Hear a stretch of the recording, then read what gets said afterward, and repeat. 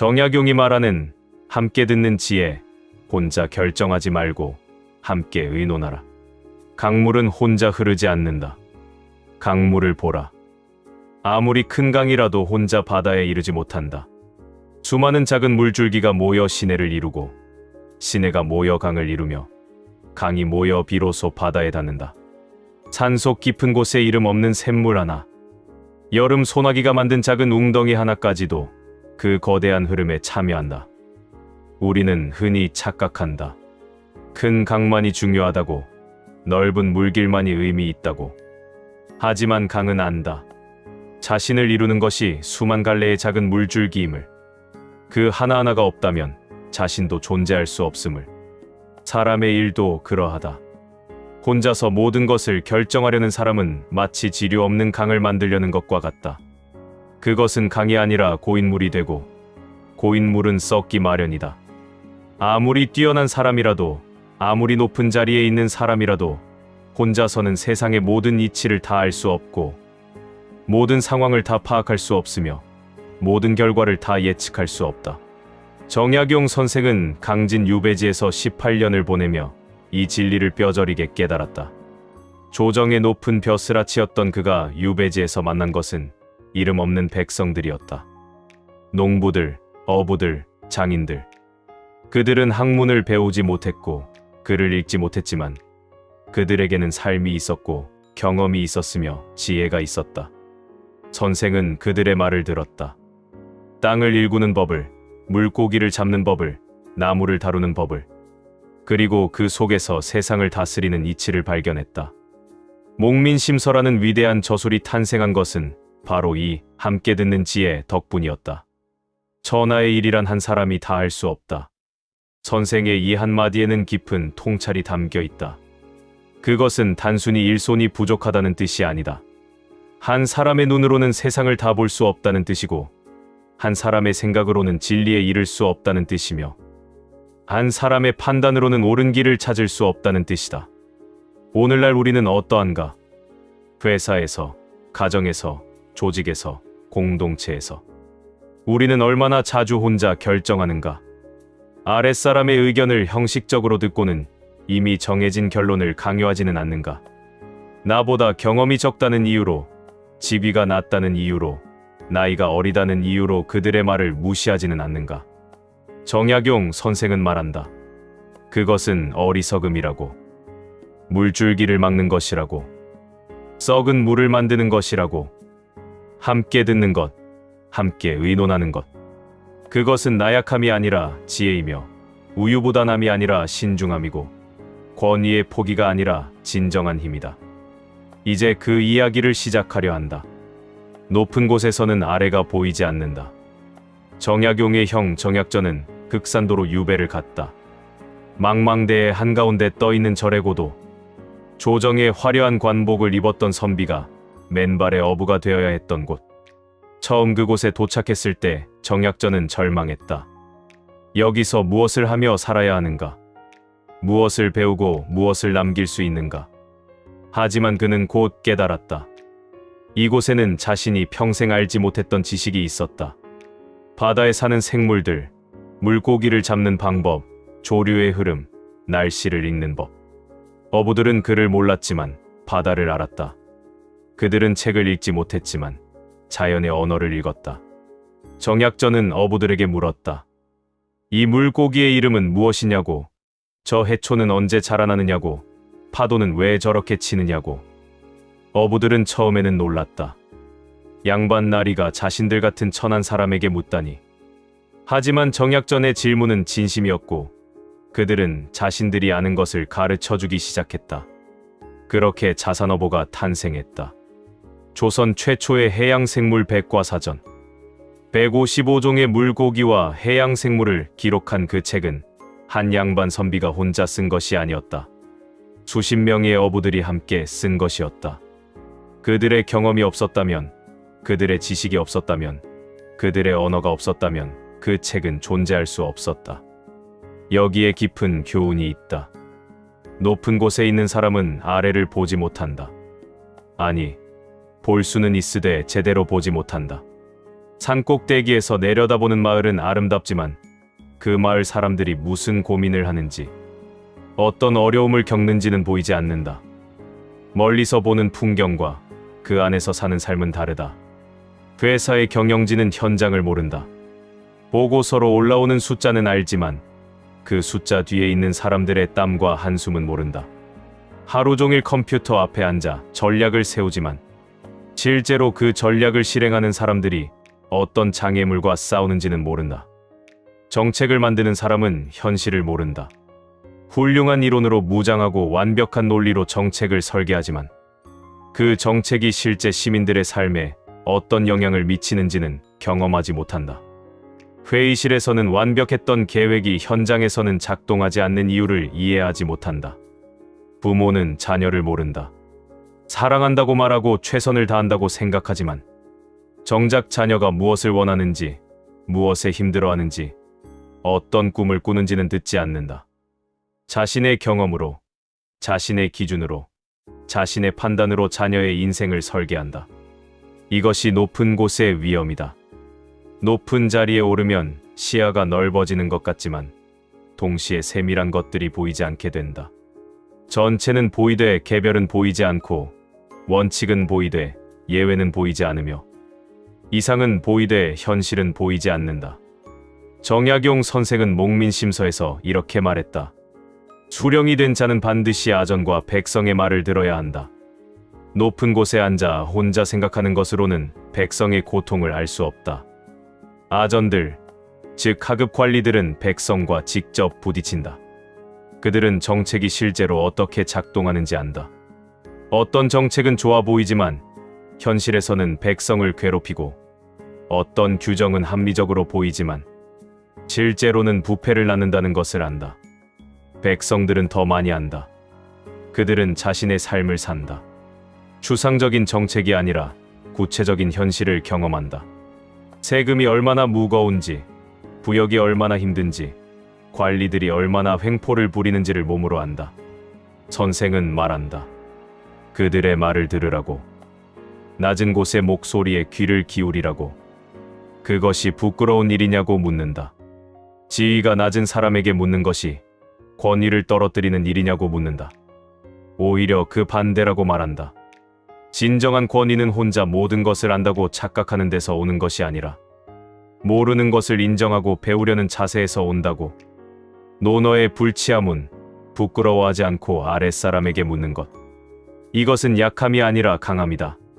자신의 한계를 아는 사람만이 그 한계를 넘을 수 있고 자신이 모른다는 것을 인정하는 사람만이 진정으로 배울 수 있다. 현대를 사는 우리에게 이것은 무엇을 의미하는가? 당신이 관리자라면 당신의 부하 직원들과 진심으로 대화하고 있는가? 형식적인 회의가 아니라 진짜 그들의 의견을 듣고 있는가? 그들이 편하게 말할 수 있는 분위기를 만들고 있는가? 아니면 이미 당신의 결정이 정해져 있고 그들의 동의만을 구하고 있는가? 당신이 부모라면 자녀의 말을 정말로 듣고 있는가? 자녀가 말을 꺼낼 때 끝까지 듣는가? 아니면 중간에 끊고 당신의 생각을 말하는가? 자녀의 의견을 존중하는가? 아니면 미성숙하다고 무시하는가? 당신이 선생이라면 학생들의 반응을 살피는가? 당신의 가르침이 그들에게 어떻게 받아들여지는지, 그들이 정말로 이해하고 있는지, 그들에게 어떤 어려움이 있는지를 알려고 하는가? 높은 곳에서는 아래가 보이지 않는다. 보이려면 내려가야 한다. 아니, 내려갈 필요도 없다. 그저 물으면 된다. 귀를 열면 된다. 마음을 낮추면 된다.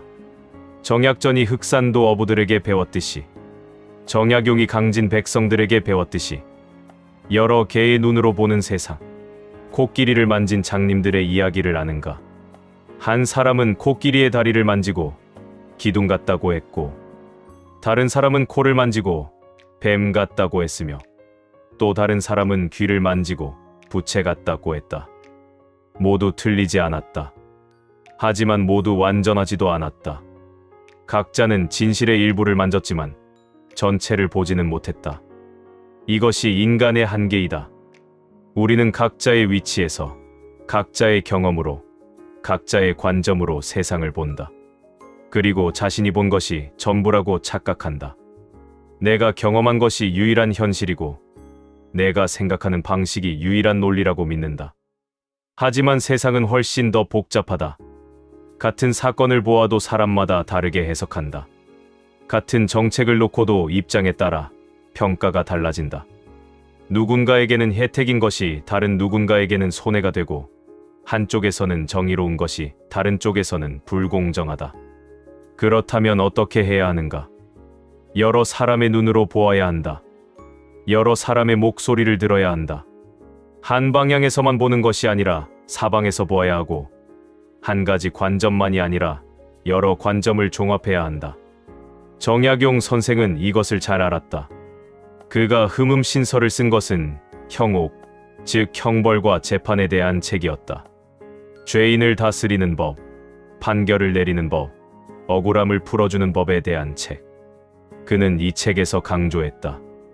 판결을 내리기 전에 반드시 여러 사람의 의견을 들어야 한다고. 한 사람의 판단으로 사람의 목숨을 결정해서는 안 된다. 재판관이 아무리 공정하려 해도, 아무리 명석하다 해도 그의 판단은 완벽할 수 없다. 그가 보지 못한 증거가 있을 수 있고, 그가 이해하지 못한 정황이 있을 수 있으며, 그가 생각하지 못한 가능성이 있을 수 있다. 그래서 선생은 말했다. 반드시 여러 관리들과 의논하라고. 아전들에게 물어보라고. 심지어 죄인의 말도 끝까지 들어보라고. 증인들을 여러 번 불러 재차 확인하라고. 이것은 느린 방법이다. 비효율적으로 보일 수도 있다. 한 사람이 신속하게 결정하는 것이 훨씬 빠르다. 하지만 선생은 말한다. 빠른 것이 중요한 것이 아니라고. 옳은 것이 중요하다고.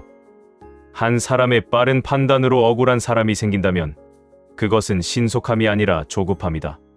한 사람의 자신감 있는 결정으로 잘못된 길로 가게 된다면 그것은 결단력이 아니라 독단이다. 현대 사회에서도 마찬가지다. 기업의 중요한 결정을 혼자 내리는 경영자가 있다. 자신의 경험과 직관을 믿고 신속하게 결정한다. 때로는 그것이 성공하기도 한다. 하지만 더 자주 실패한다. 왜냐하면 그는 현장을 모르고 시장의 변화를 모르며 직원들이 알고 있는 중요한 정보를 놓치기 때문이다. 반면 성공하는 리더들은 다르다. 그들은 결정하기 전에 듣는다. 여러 부서의 의견을 듣고 현장의 목소리를 듣고 때로는 외부 전문가의 조언도 듣는다. 그리고 그 모든 정보를 종합해서 결정한다. 그들의 결정은 느린 것처럼 보이지만 실제로는 더 정확하고 더 지속 가능하다. 가정에서도 그렇다. 부부가 중요한 결정을 할 때 한쪽이 일방적으로 정하면 문제가 생긴다. 집을 옮기는 것, 자녀의 교육 방향을 정하는 것, 재정을 관리하는 것. 이런 중요한 일들을 배우자의 의견을 듣지 않고 혼자 결정하면 나중에 갈등이 생긴다. 당신 생각은 들었어. 하지만 내 판단이 맞아. 이렇게 말하는 사람은 듣는 것이 아니다. 그저 형식적으로 듣는 척할 뿐이다. 진짜 듣는다는 것은 상대의 관점을 이해하려 노력하는 것이고 내가 보지 못한 것을 볼 수 있게 하는 것이며 때로는 내 생각을 바꿀 수도 있다는 열린 마음을 갖는 것이다. 정약용 선생의 형 정약종은 천주교 신자였다. 당시 조선에서 천주교는 사악으로 여겨져 탄압받았다. 정약종은 자신의 신앙 때문에 결국 순교했다. 형제들은 고통스러웠다. 동생의 선택을 이해할 수 없었지만 그를 사랑했다. 그를 설득하려 했지만 그의 확신을 꺾을 수 없었다. 정약용은 여기서 배웠다. 사람은 각자 다른 진리를 본다는 것을. 내가 옳다고 믿는 것이 상대에게는 그렇지 않을 수 있다는 것을. 그렇다고 해서 둘 다 틀린 것도 아니고 둘 중 하나만 옳은 것도 아니라는 것을. 세상은 복잡하고 진리는 다층적이며 인간의 이해는 제한적이다. 그래서 우리는 함께 의논해야 한다. 여러 사람의 눈으로 보아야 하고 여러 사람의 생각을 모아야 하며 여러 사람의 경험을 종합해야 한다. 당신의 조직에서 의사결정은 어떻게 이루어지는가? 한 사람이 정하고 나머지는 따르는가? 아니면 진정으로 함께 의논하는가? 회의가 있기는 한가? 그 회의에서 사람들이 자유롭게 말할 수 있는가? 상급자의 눈치를 보지 않고 자기 의견을 낼 수 있는가? 반대 의견을 말해도 불이익을 받지 않는가? 진짜 의논이란 무엇인가? 그것은 이미 정해진 결론에 대한 동의를 구하는 것이 아니다. 그것은 형식적으로 의견을 듣고 무시하는 것이 아니다. 진짜 의논이란 열린 마음으로 듣는 것이고 다른 관점을 진지하게 고려하는 것이며 때로는 내 생각을 바꿀 수도 있다는 용기를 갖는 것이다. 여러 개의 눈으로 보는 세상은 더 풍부하다. 한 사람의 눈으로 보는 세상은 평면적이지만 여러 사람의 눈으로 보는 세상은 입체적이다. 한 가지 관점으로 이해하는 문제는 단순하지만 여러 관점으로 이해하는 문제는 복잡하면서도 더 진실에 가깝다. 정약용 선생은 말한다. 두려워하지 말라고. 다른 의견을 두려워하지 말고 반대하는 목소리를 두려워하지 말며 자신의 생각이 틀릴 수 있다는 가능성을 두려워하지 말라고. 오히려 그것을 환영하라고. 그것이 진리에 가까이 가는 길이라고. 물은 낮은 곳으로 흐른다. 자연을 보라. 물은 항상 낮은 곳으로 흐른다. 높은 곳에서 시작하지만 결국 가장 낮은 곳에 모인다. 산 꼭대기에 눈 녹은 물이 계곡을 따라 내려가고 시내를 이루고 강을 이루어 마침내 바다에 이른다. 바다는 모든 물이 모이는 곳이자 가장 낮은 곳이다. 노자는 말했다. 상선약수, 최고의 선은 물과 같다고. 물은 만물을 이롭게 하면서도 다투지 않고 사람들이 싫어하는 낮은 곳에 머문다고. 정약용 선생도 이것을 알았다. 진정한 리더는, 진정한 지도자는, 진정으로 높은 사람은 자신을 낮춘다. 높은 자리에 앉아 명령만 내리는 사람이 아니라 낮은 곳으로 내려가 듣는 사람이 진짜 리더다. 목민심서에 이런 구절이 있다. 수령은 백성의 부모와 같다. 부모가 어찌 자식의 말을 듣지 않겠는가? 자식이 아프다 하면 어디가 아픈지 물어야 하고 자식이 배고프다 하면 무엇을 먹고 싶은지 물어야 한다. 여기에 깊은 뜻이 담겨 있다. 수령, 즉 지방관리를 부모에 비유한 것은 흔한 표현이었다. 하지만 선생은 그 비유를 다르게 해석한다. 보통은 부모처럼 자식을 사랑하고 보살펴야 한다는 뜻으로 쓰지만 선생은 부모처럼 자식의 말을 들어야 한다고 말한다. 진짜 부모는 자식에게 일방적으로 명령하지 않는다. 자식의 상태를 살피고 자식의 필요를 듣고 자식의 마음을 이해하려 한다. 자식이 아직 어려서 자기 생각을 제대로 표현하지 못해도 부모는 그 서툰 말 속에서 진짜 의미를 찾아내려 애쓴다. 관리도 그래야 한다는 것이다. 백성들은 때로 자신들의 어려움을 제대로 표현하지 못한다. 그를 모르고 말재주가 없으며 관청이 두려워 제대로 말하지 못한다. 하지만 수령은 그 서툰 말 속에서 그 주저하는 태도 속에서 진짜 문제를 찾아내야 한다. 이것이 낮아지는 것이다. 낮아진다는 것은 자세를 낮추는 것만이 아니다. 마음을 낮추는 것이고 귀를 낮추는 것이며 자신의 관점에서 내려와 상대의 관점으로 들어가는 것이다. 현대의 조직에서 이것은 어떻게 실현되는가? 좋은 관리자는 직원들과 같은 높이에서 대화한다. 책상 뒤에 앉아 직원을 서서 보고하게 하지 않는다. 함께 앉고 함께 커피를 마시며 편안한 분위기에서 이야기를 나눈다. 이것은 형식의 문제가 아니라 태도의 문제다. 좋은 의사는 환자의 높이에 맞춘다. 서서 내려다보며 빠르게 진단하고 처방전을 쓰는 것이 아니라 앉아서 환자의 이야기를 끝까지 듣는다. 환자가 어떤 증상을 느끼는지, 언제부터 시작되었는지, 어떤 것이 힘든지를 자세히 듣는다. 의학적 지식으로만 판단하는 것이 아니라 환자의 경험을 존중한다. 좋은 선생은 학생의 눈높이에서 가르친다. 자신의 지식을 일방적으로 전달하는 것이 아니라 학생이 무엇을 이해하고 무엇을 어려워하는지를 파악하려 한다. 학생들의 질문을 환영하고 그들의 의견을 존중하며 때로는 학생들에게서 배우기도 한다. 낮아진다는 것은 약해지는 것이 아니다. 오히려 강해지는 것이다. 왜냐하면 더 많은 정보를 얻게 되고 더 정확한 판단을 할 수 있게 되며 더 좋은 결정을 내릴 수 있게 되기 때문이다. 높은 곳에만 머무는 사람은 고립된다. 아무도 그에게 진실을 말하지 않는다. 모두가 그가 듣고 싶어하는 말만 하고 그를 기쁘게 할 말만 한다. 그는 점점 더 현실과 멀어지고 판단은 왜곡되며 결정은 잘못된다. 낮은 곳으로 내려가는 사람은 연결된다.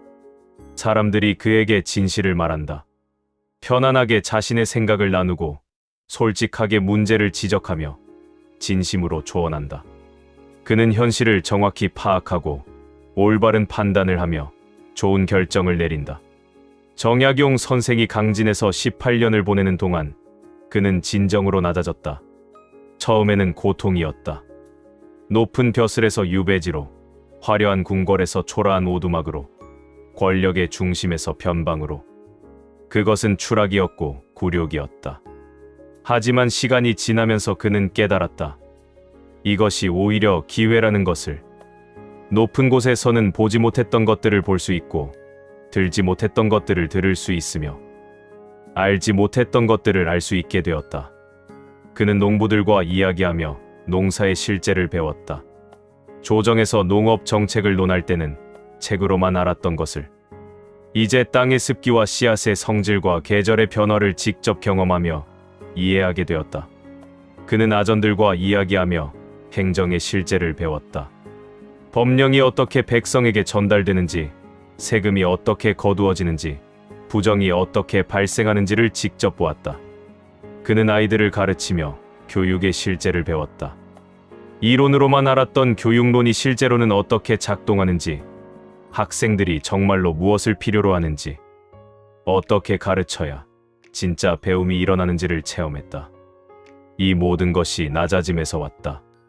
그가 높은 자리에 그대로 있었다면, 그가 권력의 중심에 머물렀다면, 그는 500권이 넘는 방대한 저술을 남기지 못했을 것이다. 목민심서도, 경세유표도, 흠음신서도 탄생하지 못했을 것이다. 낮은 곳에서 들었기에 높은 가르침을 줄 수 있었다. 바닥에 닿았기에 하늘을 볼 수 있었다. 당신에게 묻는다. 당신은 얼마나 자주 낮아지는가? 당신보다 지위가 낮은 사람, 경험이 적은 사람, 나이가 어린 사람과 이야기할 때 당신은 정말로 그들의 높이에서 대화하는가? 아니면 여전히 높은 곳에 서서 내려다보는가? 가르치려고만 하고 배우려 하지 않는가? 말하려고만 하고 듣지 않는가? 물은 낮은 곳으로 흐른다. 그리고 낮은 곳에 모인 물이 가장 풍요롭다. 샘물도 좋고 계곡물도 맑지만 강과 바다만큼 많은 생명을 품지는 못한다. 낮은 곳에 있기 때문에 모든 물이 그리로 모이고 모든 생명이 그곳에서 자란다. 낮아지라. 그것이 진정으로 높아지는 길이다. 대나무 숲은 혼자 서지 않는다. 산 속에 대나무 숲이 있다. 한 그루의 대나무는 약하다. 바람이 불면 흔들리고 눈이 쌓이면 휘어진다. 하지만 대나무 숲은 강하다. 태풍이 와도 쓰러지지 않고 폭설이 내려도 견뎌낸다. 왜냐하면 함께 있기 때문이다. 대나무는 땅 아래에서 뿌리가 연결되어 있다. 한 그루가 흔들리면 옆에 대나무가 지탱해주고 한쪽이 약해지면 다른 쪽이 양분을 나눠준다. 보이지 않는 곳에서 서로 연결되어 있고 서로 의지하며 서로를 살린다. 사람의 일도 그러하다. 혼자서는 할 수 없는 일들이 있다. 아무리 뛰어난 사람이라도, 아무리 많은 것을 아는 사람이라도 혼자서는 한계가 있다. 함께할 때 비로소 가능한 것들이 있고 힘을 합칠 때 비로소 이룰 수 있는 것들이 있다. 정약용 선생의 삶이 그것을 증명한다. 그는 천재였다. 어려서부터 글재주가 뛰어났고 과거에 급제하여 벼슬길에 올랐으며 왕의 신임을 받았다. 혼자서도 많은 것을 할 수 있는 사람이었다. 하지만 그의 위대한 업적은 혼자 이룬 것이 아니었다. 강진 유배지에서 그는 제자들을 가르쳤다. 황상, 이청, 윤종진과 같은 제자들. 그들은 선생을 도와 책을 필사하고 자료를 정리하고 의견을 나누었다. 선생의 생각을 듣고 질문했으며 때로는 반론을 제기하기도 했다. 선생은 그들과의 대화를 통해 자신의 생각을 발전시켰다. 혼자 생각할 때는 미처 보지 못했던 문제점을 제자들과의 논의를 통해 발견했고, 혼자서는 떠올리지 못했던 해결책을 함께 토론하며 찾아냈다. 책을 쓰는 과정도 마찬가지였다. 선생은 초고를 쓰고 제자들에게 보여주었다. 제자들은 읽고 의견을 냈다. 이 부분이 이해하기 어렵습니다. 이 논리에 허점이 있는 것 같습니다. 이 사례는 적절하지 않은 것 같습니다. 선생은 그 의견을 듣고 고쳤다. 이것이 진짜 협력이다. 협력이란 단순히 일을 나눠서 하는 것이 아니다. 진짜 협력은 생각을 나누는 것이고 서로의 약점을 보완하는 것이며 함께 더 나은 결과를 만들어내는 것이다. 현대 사회에서 이것은 더욱 중요해졌다. 세상이 복잡해졌기 때문이다.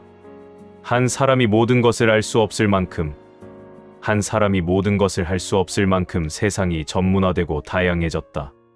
기업을 보라. 성공하는 기업은 CEO 혼자 잘나서 성공하는 것이 아니다. 훌륭한 팀이 있고 각자의 전문성을 가진 사람들이 협력하며 서로 다른 관점을 가진 사람들이 함께 문제를 해결하기 때문에 성공한다. 연구를 보라. 노벨상을 받는 연구들을 보면 대부분 공동 연구다. 여러 명의 연구자가 함께 고민하고, 함께 실험하고, 함께 분석하고, 함께 결론을 낸다. 한 사람의 천재성도 중요하지만 여러 사람의 협력이 더 중요하다. 예술도 마찬가지다. 영화를 보라. 감독 혼자 만드는가? 각본가, 촬영감독, 배우, 음악감독, 편집자, 무수히 많은 스태프가 함께 만든다. 감독이 아무리 뛰어나도 혼자서는 영화를 만들 수 없다. 그런데 우리는 여전히 영웅 신화를 믿는다. 한 사람의 뛰어난 리더가 모든 것을 결정하고 모든 문제를 해결하고 조직을 이끌어간다는 환상. 하지만 현실은 다르다. 진짜 훌륭한 리더는 혼자 모든 것을 하는 사람이 아니라 사람들을 모으고 그들의 능력을 끌어내며 함께 목표를 이루는 사람이다. 정약용 선생은 이것을 알았다. 그래서 목민심서에서 강조했다. 수령은 반드시 좋은 보좌관을 두어야 한다고. 혼자서 모든 일을 처리하려 하지 말고 믿을 만한 사람들과 함께 의논하며 일해야 한다고. 현명한 수령은 자기보다 뛰어난 사람을 두려워하지 않는다. 오히려 그런 사람을 곁에 두고 그의 의견을 듣는다. 이것은 자신감의 표현이다. 자신이 부족하다는 것을 아는 것, 도움이 필요하다는 것을 인정하는 것, 다른 사람이 어떤 면에서는 자신보다 나을 수 있다는 것을 받아들이는 것. 이것은 약함이 아니라 성숙이다. 반대로 모든 것을 혼자 하려는 사람은 불안한 사람이다. 다른 사람에게 권한을 주는 것을 두려워하고 의견을 듣는 것을 위협으로 느끼며 자신보다 뛰어난 사람을 경계한다. 이런 사람 밑에서는 조직이 발전할 수 없다. 가정에서도 마찬가지다. 부부가 함께 의논하는 가정은 평화롭다. 한쪽이 일방적으로 결정하는 것이 아니라 함께 이야기하고 함께 결정한다. 의견이 다를 때는 서로의 입장을 이해하려 노력하고 타협점을 찾으며 때로는 상대의 의견을 따르기도 한다. 자녀 교육도 함께 의논해야 한다. 아버지와 어머니의 생각이 다를 수 있다. 그것은 자연스러운 일이다. 중요한 것은 그 차이를 인정하고 대화를 통해 조율하며 자녀에게 일관된 메시지를 주는 것이다. 혼자 결정하는 것이 빠른 것 같지만 결국은 더 많은 시간을 낭비하게 된다. 왜냐하면 다른 사람의 동의를 얻지 못했기 때문에 실행 과정에서 저항이 생기고 문제가 발생했을 때 혼자 해결해야 하며 잘못되었을 때 혼자 책임져야 하기 때문이다. 함께 의논하는 것은 느린 것 같지만 결국은 더 빠르다. 왜냐하면 모두가 동의했기 때문에 실행이 순조롭고 문제가 생겨도 함께 해결하며 결과에 대해 함께 책임지기 때문이다. 대나무 숲을 다시 보라. 한 그루 한 그루는 약하지만 함께 있으면 강하다. 서로 기대고 서로 지탱하고 서로를 살린다. 바람이 불면 함께 흔들리지만 쓰러지지 않고 눈이 쌓이면 함께 휘어지지만 꺾이지 않는다. 당신의 조직은 대나무 숲과 같은가? 사람들이 서로 연결되어 있는가? 서로 의지하고 있는가? 함께 어려움을 이겨내는가? 아니면 각자가 따로 서서 고립되어 있는가? 좋은 조직은 대나무 숲과 같다. 보이지 않는 곳에서 서로 연결되어 있고 누군가 흔들리면 다른 사람이 지탱해주며 함께 있기에 강하다. 이 샘물은 혼자 솟지만 강은 함께 흐른다. 산속 깊은 곳에 샘물이 솟는다. 조용하고 고요하게 아무도 모르는 사이의 땅에서 물이 솟아오른다. 이것은 혼자의 일이다. 샘물은 누구와 의논하지 않고 누구의 허락을 받지 않으며 그저 땅의 힘으로 솟아오른다. 하지만 그 샘물이 계곡을 이루고 시내를 이루고 강을 이루는 과정은 혼자의 일이 아니다. 수많은 물줄기가 만나고 합쳐지고 함께 흐른다. 여기에 빗물이 더해지고 저기에 눈 녹은 물이 합류하며 점점 더 큰 흐름이 된다. 사람의 일도 그러하다. 생각은 혼자 하는 것이다. 깊은 사색은, 진지한 고민은, 치열한 사유는 혼자만의 시간에 이루어진다. 아무도 없는 고요한 공간에서, 자기 자신과 마주하는 시간에서, 내면의 목소리를 듣는 순간에서 진짜 생각이 태어난다. 정약용 선생의 사유가 그러했다. 유배지의 긴 밤, 홀로 책상 앞에 앉아 촛불을 켜고 글을 쓰는 시간. 그 시간은 누구도 침범할 수 없는 고독의 시간이었다. 세상과 단절되고 사람들과 멀어지고 오직 자기 생각과만 마주하는 시간. 이 고독 속에서 선생의 위대한 사상이 형성되었다. 개혁의 비전이 구체화되었고 정치의 원리가 정립되었으며 백성을 위한 제도가 설계되었다. 혼자만의 시간이 없었다면 이것은 불가능했다. 하지만 그것만으로도 부족했다. 샘물이 솟아오르는 것만으로는 강이 되지 못하듯이 혼자의 생각만으로는 완전한 진리에 이르지 못한다. 그 생각을 다른 사람들과 나누어야 하고 그들의 반응을 들어야 하며 함께 논의하고 발전시켜야 한다. 선생은 홀로 생각한 것을 제자들과 나누었다. 강의를 하고 토론을 하고 질문을 받았다. 제자들은 선생의 생각을 이해하려 노력했고 이해되지 않는 부분은 질문했으며 동의하지 않는 부분은 반론을 제기했다. 이 과정에서 선생의 생각은 더욱 명확해졌다. 혼자 생각할 때는 당연하다고 여겼던 것이 사실은 설명이 필요했고 자명하다고 생각했던 것이 실은 증명이 필요했으며 완벽하다고 믿었던 것에 허점이 있었다. 다른 사람들과의 대화를 통해 이런 것들이 드러났다. 이것이 샘물이 강이 되는 과정이다. 혼자 솟아오른 생각이 다른 사람들의 생각과 만나고 합쳐지고 더 큰 흐름이 되는 것. 현대를 사는 우리에게 이것은 무엇을 의미하는가? 창조적인 일에는 두 가지 시간이 필요하다. 혼자만의 시간과 함께하는 시간, 고독의 시간과 대화의 시간. 작가는 혼자 글을 쓴다. 아무도 없는 방에서 고요한 새벽에 자기 내면의 소리에 귀 기울이며 글을 쓴다. 이것은 누구도 대신할 수 없는 작가만의 일이다.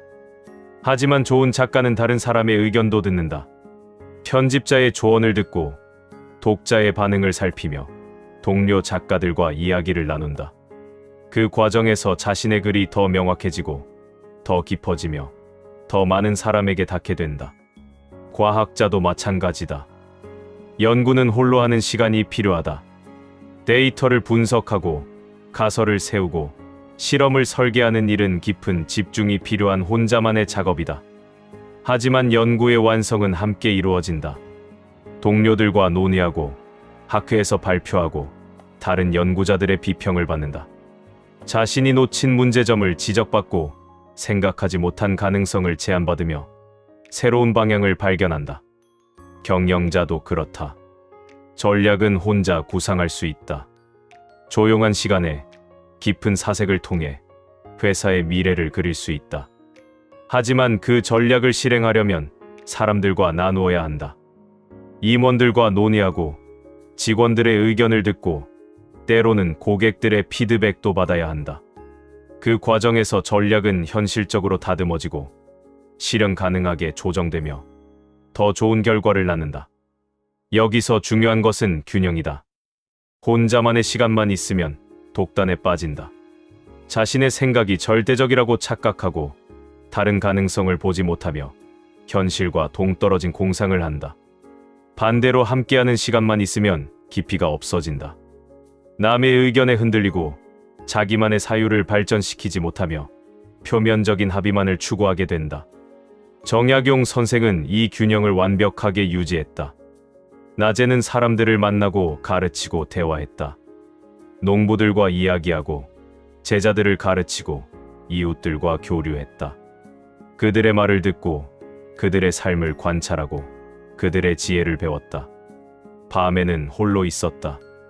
그날 들었던 이야기를 곱씹고 관찰한 것을 분석하고 배운 것을 자신의 사상 체계에 통합했다.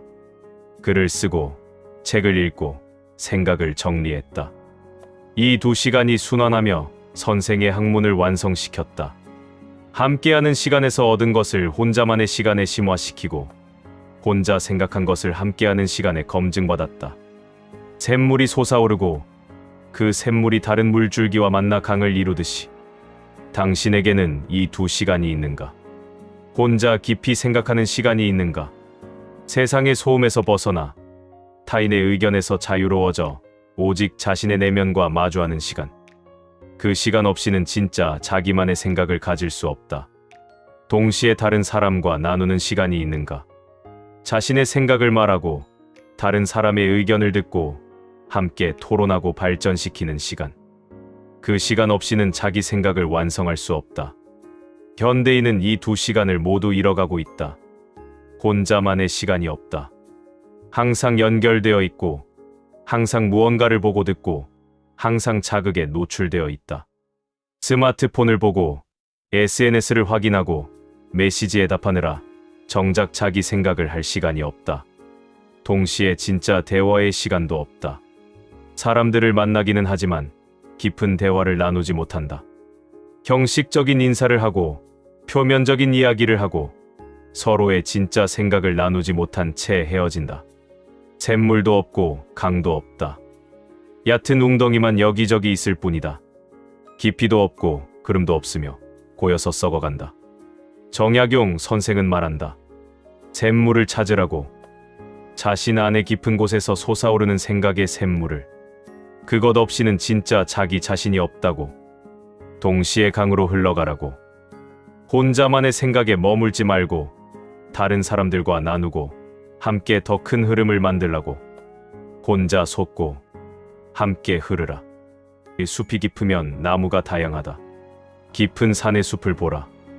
한 종류의 나무만 있지 않다. 소나무도 있고 참나무도 있으며 단풍나무도 있고 자작나무도 있다.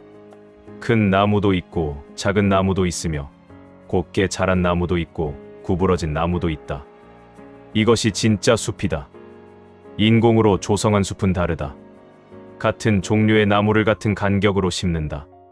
일렬로 정렬되어 있고 높이가 비슷하며 모양이 유사하다.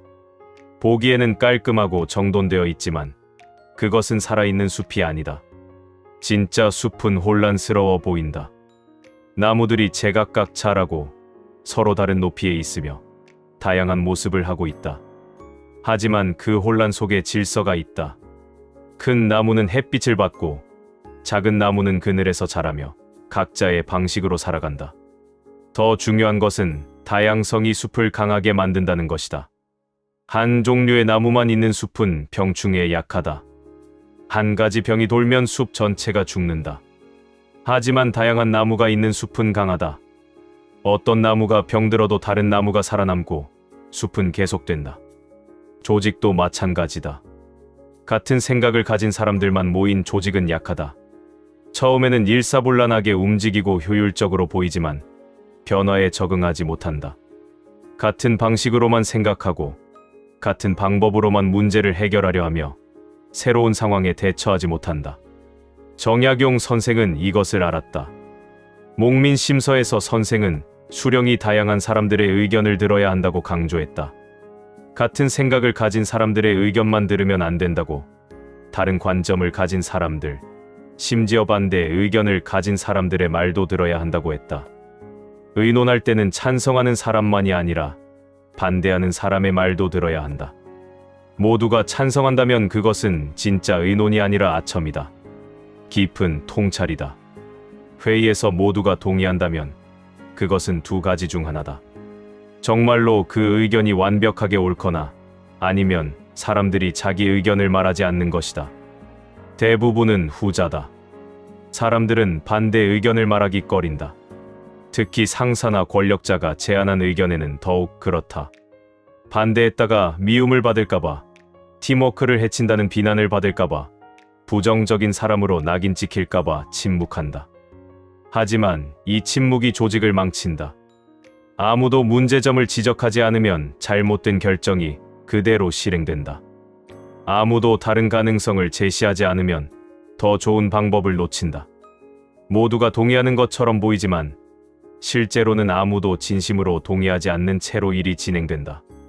좋은 리더는 반대 의견을 환영한다. 누구든지 다른 생각이 있으면 말해주세요. 이렇게 말하는 것만으로는 부족하다. 사람들은 여전히 말하기 꺼린다. 진짜로 반대 의견을 환영한다는 것을 보여주어야 한다. 누군가 반대 의견을 냈을 때 화를 내지 않는다. 무시하지 않는다. 오히려 감사한다. 좋은 지적이네요. 그 부분을 더 생각해 봐야겠습니다. 이렇게 반응한다. 심지어 틀린 반대 의견이라도 존중한다. 왜냐하면 그 반대 의견 덕분에 자신의 생각을 더 명확히 설명할 수 있고 다른 사람들도 더 잘 이해할 수 있기 때문이다. 정약용 선생에게는 정약전, 정약종이라는 두 형이 있었다. 세 형제는 모두 뛰어났지만 생각은 달랐다. 정약용은 유교 전통 안에서 개혁을 추구했다. 정약전은 실용적 학문에 관심이 많았다. 정약종은 천주교를 받아들였다. 서로 논쟁했다. 때로는 격렬하게 의견이 부딪혔다. 하지만 서로를 존중했다. 형제라는 관계를 넘어 학문하는 사람으로서 서로의 입장을 이해하려 했다. 정약용은 동생의 천주교 신앙을 이해하지 못했다. 조선의 전통과 충돌하고 가문을 위험에 빠뜨리며 결국 동생의 목숨까지 앗아갈 것이 분명했다. 하지만 동생을 비난하지 않았다. 동생이 자신의 신념에 따라 선택한 것을 존중했다. 이것이 진짜 다양성을 받아들이는 자세다. 단순히 다른 것을 참는 것이 아니다. 다른 것의 가치를 인정하는 것이다. 내 방식이 유일하게 옳은 것이 아니라는 것을 받아들이고 다른 방식에도 의미가 있을 수 있다는 것을 인정하는 것이다. 현대 조직에서 다양성은 더욱 중요해졌다. 세대가 다양하다. 베이비붐 세대, X세대, 밀레니얼 세대, Z세대가 함께 일한다. 각 세대는 다른 가치관을 가지고 다른 방식으로 일하며 다른 것을 중요하게 생각한다. 이것을 문제로 볼 것인가, 기회로 볼 것인가? 문제로 보는 조직은 요즘 젊은 애들은 또는 꼰대들은 이라고 말하며 서로를 비난한다. 각자의 방식만이 옳다고 주장하고 다른 세대를 이해하려 하지 않는다. 기회로 보는 조직은 다르다. 각 세대의 강점을 인정하고 그것을 활용한다. 나이 든 세대의 경험과 지혜, 젊은 세대의 창의성과 기술력을 결합한다. 서로에게서 배우고 함께 성장한다. 문화적 다양성도 마찬가지다. 다른 나라 출신의 사람들, 다른 지역에서 온 사람들, 다른 배경을 가진 사람들. 이들의 다양한 관점이 조직을 풍요롭게 한다. 전공의 다양성도 중요하다. 같은 전공의 사람들만 모이면 생각이 비슷해진다. 다양한 전공, 다양한 배경의 사람들이 모일 때 창의적인 아이디어가 나온다. 하지만 다양성은 저절로 작동하지 않는다. 그냥 다양한 사람들을 모아놓는다고 해서 좋은 결과가 나오는 것이 아니다. 오히려 갈등만 생길 수 있다. 다양성이 힘이 되려면 서로의 차이를 존중하고 활용하는 문화가 필요하다. 의논할 때 모든 사람의 의견을 진지하게 듣는다. 그 사람은 원래 그래 하고 무시하지 않는다. 우리 방식은 이래 하고 무시하지 않는다. 진짜로 이해하려 노력하고 그 속에서 배울 점을 찾는다. 의견이 부딪힐 때 어느 한쪽을 선택하는 것이 아니라 둘을 통합하려 시도한다. A안 아니면 B안이 아니라 A와 B의 장점을 합친 C안은 없을까? 이렇게 생각한다. 결정을 내릴 때 소수 의견도 기록하고 존중한다. 지금은 다수의 의견을 따르더라도 소수의 의견에도 일리가 있을 수 있다. 나중에 상황이 바뀌면 그 의견이 옳았다는 것이 밝혀질 수도 있다. 숲이 깊으면 나무가 다양하다. 건강한 조직은 깊은 숲과 같다. 다양한 사람들이 있고 다양한 생각이 있으며 다양한 방식이 공존한다.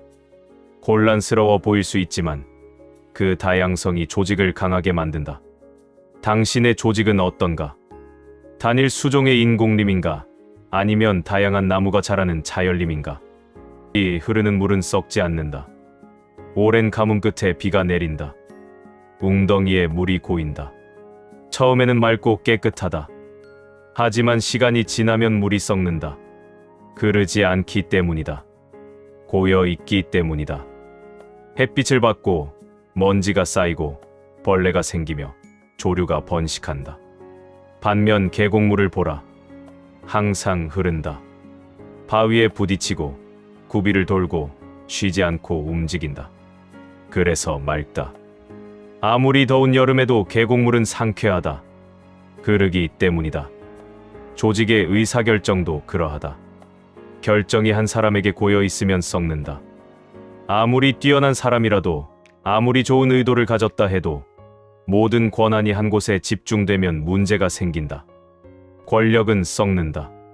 절대 권력은 절대적으로 썩는다. 이것은 역사가 증명한 진리다. 한 사람이 모든 것을 결정하는 조직을 보라. 처음에는 잘 돌아가는 것처럼 보인다. 결정이 빠르고 실행이 신속하며 효율적으로 보인다. 하지만 시간이 지나면 문제가 드러난다. 그 사람의 판단에 오류가 있어도 아무도 지적하지 못한다. 잘못된 방향으로 가고 있어도 멈출 수 없다. 모두가 알고 있지만 아무도 말하지 못한다. 더 나쁜 것은 그 사람 자신도 변한다는 것이다. 처음에는 겸손했을 수 있다. 다른 사람의 의견을 들으려 했고 자신이 틀릴 수 있다는 것을 알았다. 하지만 아무도 반대하지 않고 모두가 따르고 자신의 결정이 항상 실행되는 환경에서는 교만해진다. 자신이 항상 옳다고 믿게 된다. 다른 사람들은 이해하지 못하고 자신만 안다고 생각한다. 반대의 의견은 무지의 표현이거나 악의의 표현이라고 해석한다. 정약용 선생은 이런 위험을 잘 알았다. 그래서 목민심서에서 거듭 강조했다. 권력을 나누라고. 결정을 혼자 하지 말라고.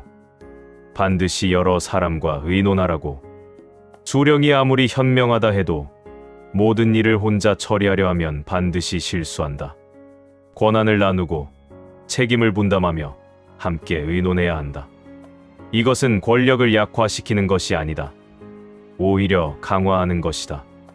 올바른 결정을 내림으로써 사람들의 신뢰를 얻음으로써 지속 가능한 리더십을 확립함으로써 진짜 권력을 갖게 된다. 흐르는 물처럼 권력도 흘러야 한다. 한 사람에게만 머물지 않고 여러 사람에게 분산되고 상황에 따라 이동하며 고이지 않고 순환해야 한다.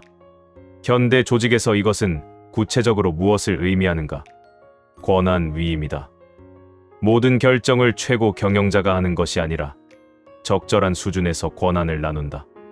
각 부서장이 자기 부서의 일은 결정할 수 있고 팀장이 팀의 일은 결정할 수 있으며 개인이 자기 일은 스스로 판단할 수 있게 한다. 의사결정 과정의 투명성이다. 어떤 결정이 어떻게 내려졌는지 알 수 있어야 한다. 밀실에서 몇 사람이 정하는 것이 아니라 공개적으로 논의하고 결정한다. 결정의 이유를 설명하고 다른 대안들도 함께 검토했음을 보여준다.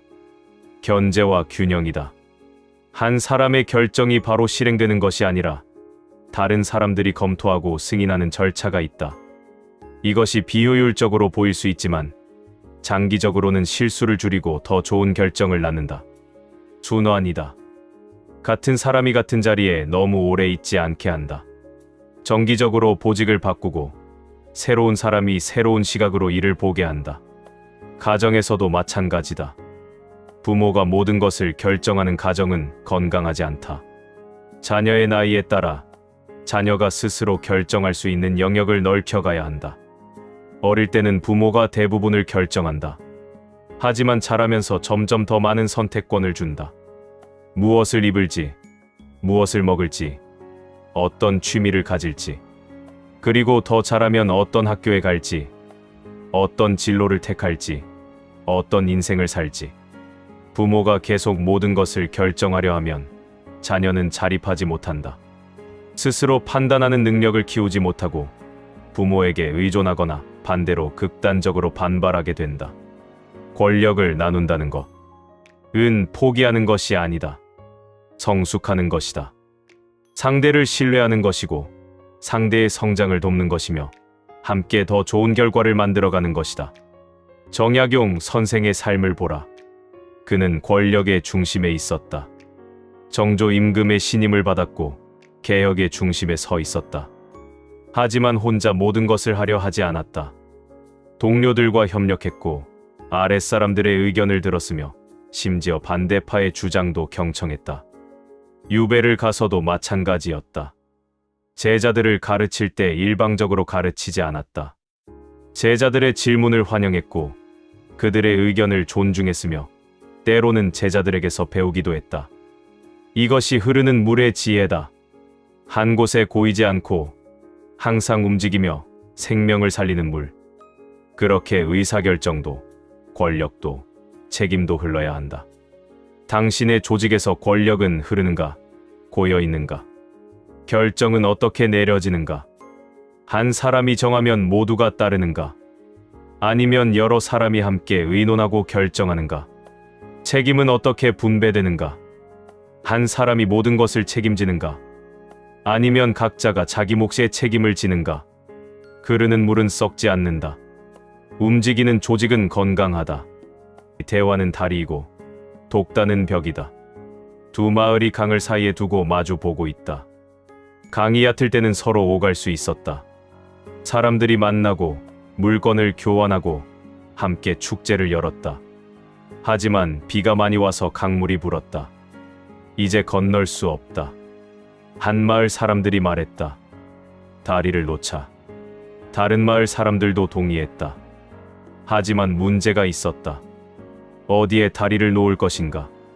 어떤 모양으로 지을 것인가? 비용은 어떻게 분담할 것인가? 두 마을이 함께 의논했다.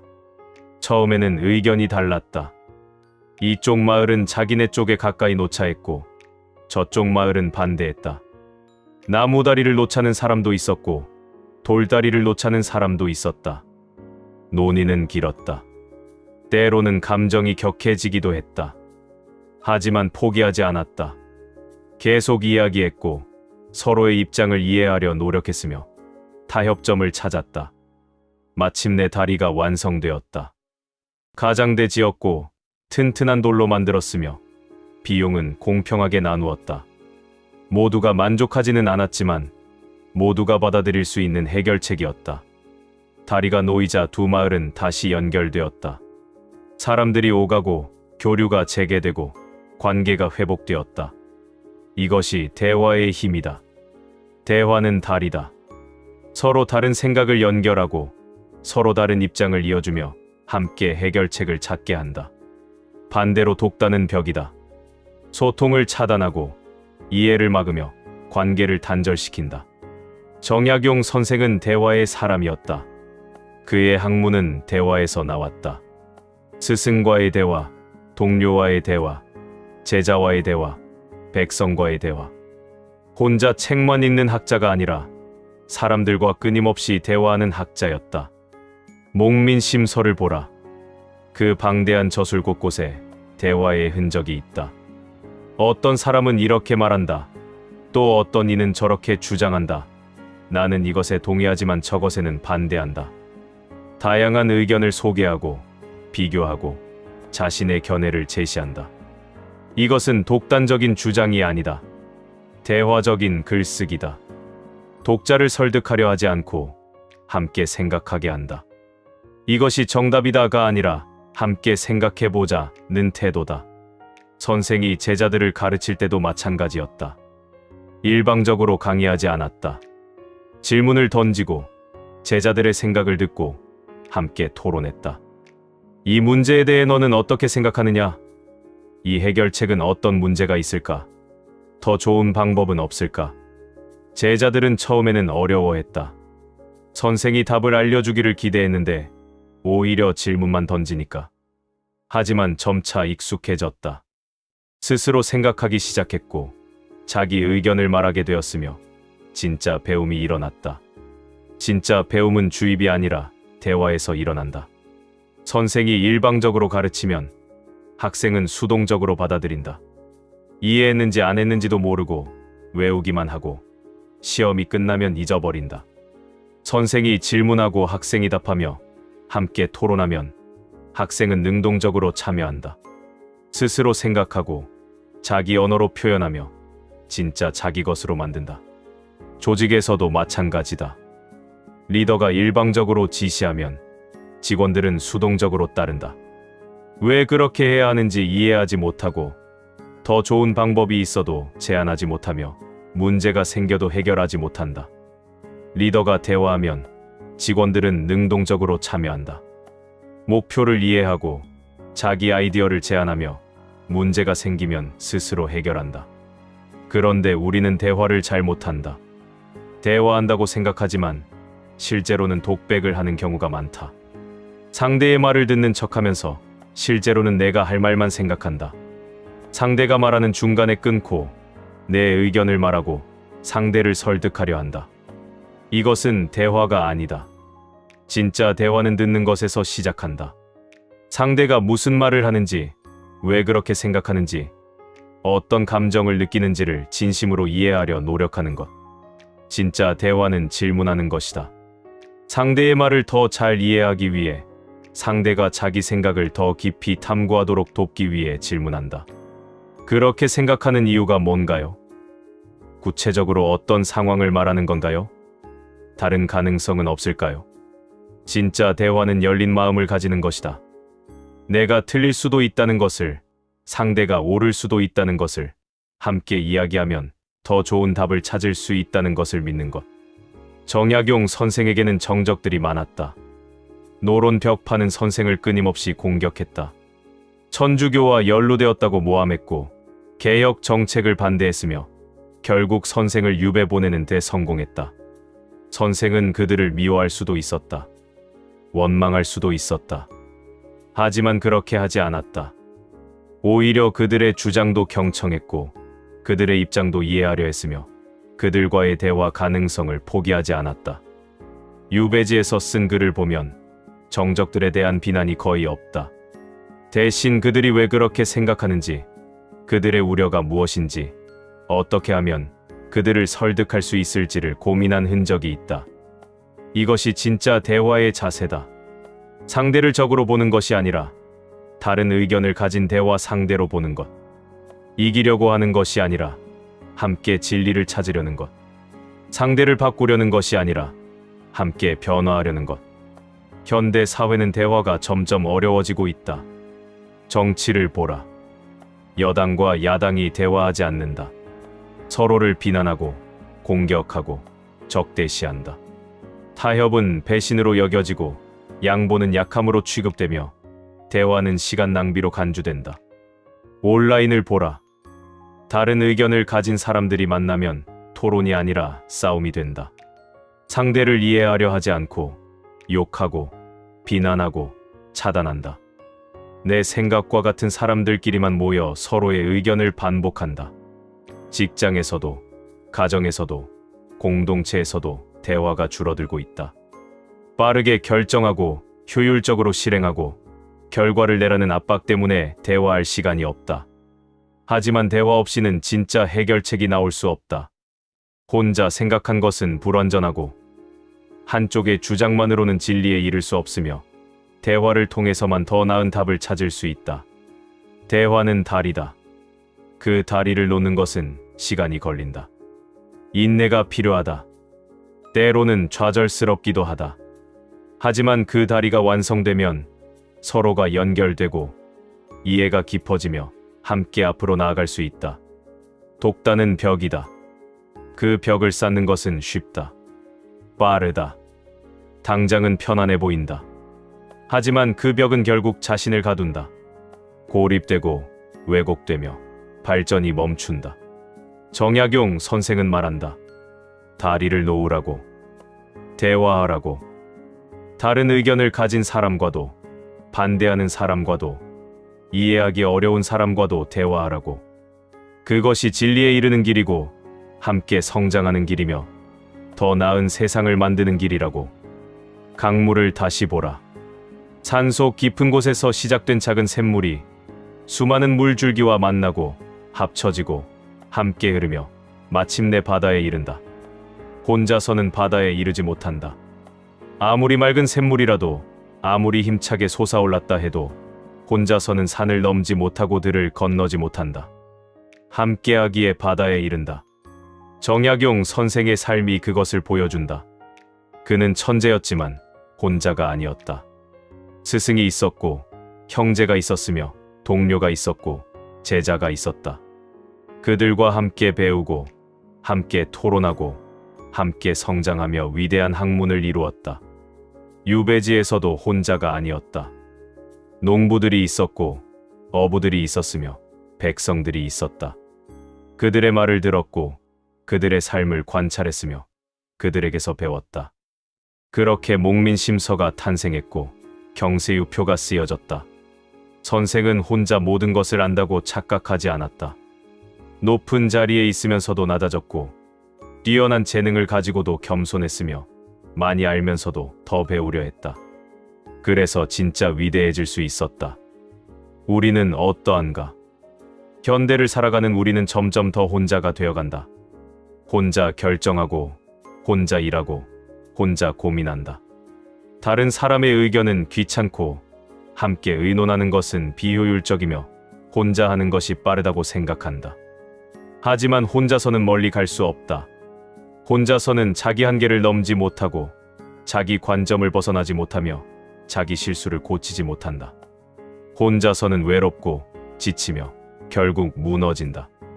함께해야 한다. 함께 들어야 한다. 다른 사람의 의견을, 다른 관점을, 다른 경험을, 아랫사람의 목소리를, 반대자의 주장을, 낯선 이의 지혜를 함께 의논해야 한다. 중요한 결정을 혼자 내리지 말고 여러 사람과 나누고 함께 고민하고 함께 답을 찾아야 한다. 함께 협력해야 한다. 각자의 강점을 모으고 각자의 약점을 보완하며 함께 더 큰 것을 이루어야 한다. 이것은 약함이 아니다. 자신의 한계를 아는 것은 성숙이고 도움을 청하는 것은 지혜이며 함께 일하는 것은 강함이다.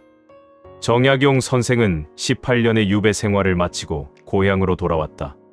사람들은 물었다. 그 긴 세월을 어떻게 견뎠습니까? 선생은 답했다. 혼자가 아니었습니다. 함께한 사람들이 있었습니다. 제자들이 있었고 이웃들이 있었으며 책을 통해 만난 선현들이 있었다. 그들과 대화하고 그들에게 배우고 그들과 함께 생각하며 그 긴 세월을 견뎌냈다. 그리고 500권이 넘는 방대한 저술을 남겼다. 그것은 한 사람의 작품이 아니었다. 수많은 사람의 지혜가 모인 것이었고 셀 수 없이 많은 대화의 결과였으며 함께한 사람들의 공동 작품이었다. 당신에게 묻는다. 당신은 혼자 흐르려 하는가? 함께 흐르려 하는가? 혼자 결정하고 혼자 책임지려 하는가? 함께 의논하고 함께 나아가려 하는가? 다른 사람의 의견을 귀찮아하는가? 소중한 자원으로 여기는가? 함께하는 것을 약함으로 보는가? 강함으로 보는가? 작은 샘물은 혼자 솟지만 큰 강은 함께 흐른다. 당신이 이루고자 하는 것이 작다면 혼자 해도 된다. 하지만 큰 것을 이루고 싶다면, 의미 있는 것을 남기고 싶다면, 세상을 변화시키고 싶다면 함께해야 한다. 정약용 선생이 우리에게 남긴 가장 큰 가르침은 이것이다. 천하의 일이란 한 사람이 다 할 수 없다. 이 단순한 진리를 인정하는 것에서 모든 것이 시작된다. 내가 모든 것을 알 수 없다는 것을, 내가 모든 것을 할 수 없다는 것을, 나에게는 도움이 필요하다는 것을 인정하는 것. 그리고 나서 귀를 여는 것이다. 다른 사람의 말을 듣고 다른 관점을 이해하며 함께 더 나은 길을 찾는 것. 이것이 불치하문이다. 아랫사람에게 묻는 것을 부끄러워하지 않는 것. 이것이 순우추요이다. 나무꾼과 풀 베는 사람에게도 물어 일을 처리하는 것. 이것이 정약용의 지혜이고 이것이 우리가 배워야 할 길이다. 물은 낮은 곳으로 흐르고 낮은 곳에서 모이며 함께 바다에 이른다. 우리도 그렇게 하자. 낮아지고 함께 모이고 함께 흘러가자. 혼자서는 샘물에 머물지만 함께하면 바다에 이를 수 있다. 여기까지 이야기를 나눴습니다. 긴 시간 함께 해주셔서 감사합니다. 정약용 선생의 지혜가 여러분의 삶에, 여러분의 일터에, 여러분의 관계에 작은 빛이 되기를 바랍니다. 혼자가 아닌 함께의 길을, 독단이 아닌 대화의 길을, 고집이 아닌 겸손의 길을 걸어가시기를 바랍니다. 구독과 좋아요는 큰 힘이 됩니다. 다음 영상에서 또 만나겠습니다. 감사합니다.